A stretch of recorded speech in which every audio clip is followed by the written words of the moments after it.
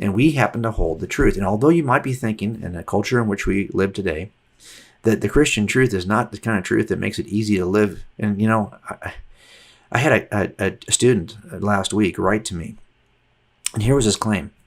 He said, the more I study Christianity, the more I study the evidence for the Christian worldview, the more convinced I become that Christianity is true. But now I wonder, the more I know about what it entails, about what God is calling me to, about what God believes or what God proclaims about certain moral behaviors, about certain truth claims in history, about certain truth claims about for me today. His question now was, well, do I want to be a Christian? Like before, he wasn't quite sure the depth and robust nature of what the implications would be to be a Christian, because he had a very cultural sense of what it was to be a Christian. So back then, it was easy to be a Christian because you didn't really it didn't really impact his life the way it feels like it's impacting it now. Like now he understands the gravity of what it means to be a Christ follower. And now he's thinking to himself, do I even want to do this? And I thought to myself as I was reading this email, how sad is that? And it's true. Like I will often say, and Greg will tell you that when we're at conferences together and I say this the way I say it, he always says, you shouldn't say it that way. But it hasn't stopped me from saying it that way. But I'll always say that I'm not a Christian because it works for me, because it doesn't work for me. Now, in the sense that does it save me? Of course. I mean, that's not what I'm saying when it doesn't work. What I mean is, to live and proclaim your Christian faith in a world right now is not going to have the kinds of practical benefits that some people think it might have, especially for young people. That's what this young man was writing to me in the email. He's saying, now that I know what Christianity entails, this is not going to make for an easy life. It's not going to work to make me more popular, that's for sure. It's not going to work to make me more politically correct or acceptable on social media, that's for sure. That's true. And so now he's wondering if the cost is too high. Isn't that interesting? What I want to share with you in this first part of the hour is from an article that I wrote called 3 Good Reasons to Celebrate Your Christian Worldview. And it struck me that as I'm listening to this student talk about how he's not sure there's much, in other words, it's almost too hard to be a consistent believing Christian that expresses what they believe accurately as a Christian. It's easy, by the way, to have a cultural view of Christianity where you're not even sure what Jesus teaches on any significant issue. And I can twist and turn what Jesus teaches because I'm not really familiar with what the Bible teaches anyway. But the more I learn and how to exegete Scripture, the more I learn what it is Jesus said on particular issues, the less comfortable I feel like I'm becoming. And that was his claim. But let me just give for you 3 reasons to celebrate your Christian worldview. Here's the first one. It turns out the Christian worldview actually describes the world accurately. I like to say it that, and Greg says this all the time, that's why he's got a book called The Story of Reality. And by the way, if you haven't gotten a copy of The Story of Reality, what are you waiting for? You've been listening to Greg Koukl for how long and you don't own a copy of The Story of Reality? Look, you can talk about The Story of Reality 1,000 times on this radio show. You will not get the most robust version of what Greg talks about in that book until you buy the book. Now, look, I'm not trying to sell Greg's books. I'm just saying, when I read that book for the first time, I thought, wow, this is C.S. Lewis in 2021. This is well written. It is quick. It is not a fact-filled kind of like a scientifically proclaimed kind of. No, it's not like that. This is a case for Christianity, a case for God's existence. It's very accessible, and it's fun to read. And he talks about this issue, that the Christian worldview describes the world the way it really is. And I knew that after I became a Christian, because a lot of the principles, the things I observed in the life and behavior of the criminals I was taking to jail, well, it turned out they were perfectly described by Scripture 2,000 years before I ever discovered them working cases. Why? Because the Christian Scriptures describe the world the way it really is. Not just from the beginning of the universe and the existence of our universe, but even in terms of biblical anthropology, like what is it about human nature? If you're working investigations, if you're working crimes, at some point you're going to see certain things about the world around you, and it turns out those things have already been described before you were ever born in the Christian scriptures. It turns out the scriptures describe the world the way they really are, the way it really is.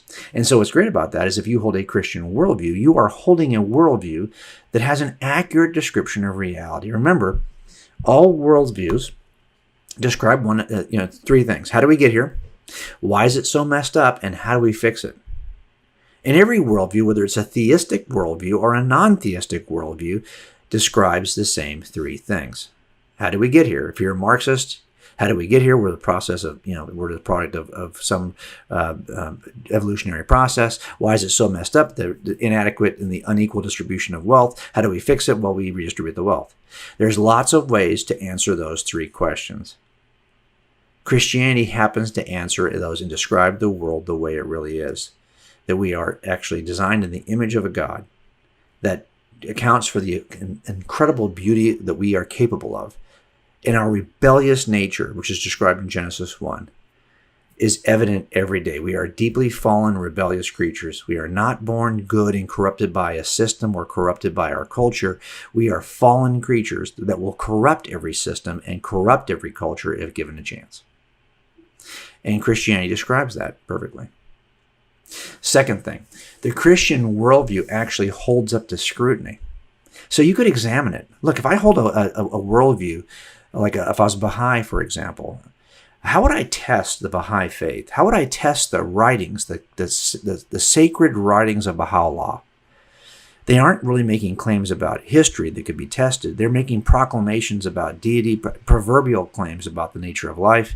That you could say, well, yeah, that seems like it's like fortune cookie kind of theology. How could you ever examine and scrutinize evidentially? Look, when you hold a worldview that makes a claim about history, well, now that's something we can test. And it turns out that Christianity makes the most stringent claim about a single event that, if not true, falsifies Christianity. If the resurrection didn't occur, Christianity is false. So you might say, well, yeah, I don't think there's good enough evidence for resurrection. Fine. But the point is, it can be scrutinized. It's evidential in its very claims because it claims something in history that you could test. That makes a difference. Not every worldview is like that. Third, the Christian worldview provides a solution that provides hope. Look, if I'm under an atheistic worldview, what is this? Eventually you're going to die. What is the ultimate solution for what ails us? There is no hope beyond the grave. So as you get to be my age and you're looking at, hey, I got more time on the back nine of my golf course, right? So, I mean, seriously, this is not why I wanted. This is not why it's true, because I have this false need or this false hope in a future that's not true, a fairy tale that makes me feel good. But if Christianity is true, it is going to provide you with hope and solve a problem that you cannot solve for yourself. How are we restored? Our problem is a sin problem. Our problem is we were designed in the image of God, but choose to rebel significantly, and because of our sin, we have incurred punishment. And the punishment then is taken by Jesus on the cross, and his resurrection demonstrates for us, number one, that he is God, and number two, that we have hope for our own resurrection. We have hope that is beyond death. So there are some benefits to this. By the way, if you don't think that's a benefit, this article I've written online is called 3 Good Reasons to Celebrate the Christian Worldview.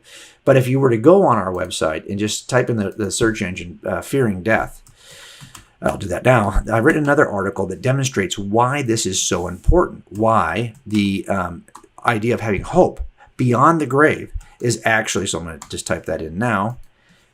Let's do this here, fear. Even the word fear should bring it up. It turns out that most people have a fear of death. But why do they have a fear of death? It turns out that this idea of the persistent self, this is what psychologists call the persistent self, that those people who have good evidential reason to believe that their worldview substantiates the idea of the persistent self, a self that extends beyond the grave, fear death less. They live a different kind of life in their later years because they believe that their self-identity persists beyond the grave. And any worldview that gives you this notion of persistent self turns out to be something that is beneficial in other ways. Now, that's not why I believe Christianity is true, because I have this false hope and this kind of poorly substantiated belief. No, actually, in the last hour, you can see it earlier this week in our broadcast, somebody called in and asked the question, is our faith based on blind? Is it all from what God does? Is it based in some aspect of evidence? And it turns out that it is based in an aspect of evidence, which is Jesus says it consistently in the Gospel of John. He demonstrates it by spending 40 days with his disciples and after the resurrection, giving them many convincing proofs. And let me just give it to you one last way as an illustration. Look, a lot of us face challenges, and the Christian worldview ought to give us a different attitude about our challenges. And here's why I say that. I often use this illustration about a bulletproof vest, right? The idea is that when I investigated one of my officer-involved shootings, the officer who was involved in the shooting, he was confronted by a suspect who got the draw on him before he could pull his gun out of his holster. And he knew that he was too late to the draw. He was going to get shot. But he said because he had seen his vest stop bullets in the range where we test the vests and shoot at them, that he decided in that moment just to trust his vest, take a deep breath, tense his stomach muscles, take the first round from the suspect, and then return fire. And he stood calmly in that shooting. He didn't panic. He didn't jump. He didn't do anything like that because he had good evidential reason to believe the vest would stop bullets. If you believe something is true, because it can be scrutinized evidentially, it will give you calm and hope in difficult situations. The whole reason why he was able to stand there unflinchingly in that shooting was because he had prior evidential reason to believe the vest would stop the bullets. So it turns out the fact that, these three things we talked about, right, that will actually give you confidence, and the benefits, some of the benefits of a Christian worldview. This idea that the Christian worldview, number one, that it can be scrutinized evidentially, is a huge benefit, because what it allows us to do is to have evidential confidence. And just like his confidence in the vest allowed him to stand tall and calmly in the face of danger, your evidential confidence in Christianity will allow you to stand the troubles and all the different trials you're going to face as a Christian because you had prior evidential certainty. And that's important. That's a definite advantage to the Christian worldview, even when compared to other theistic systems.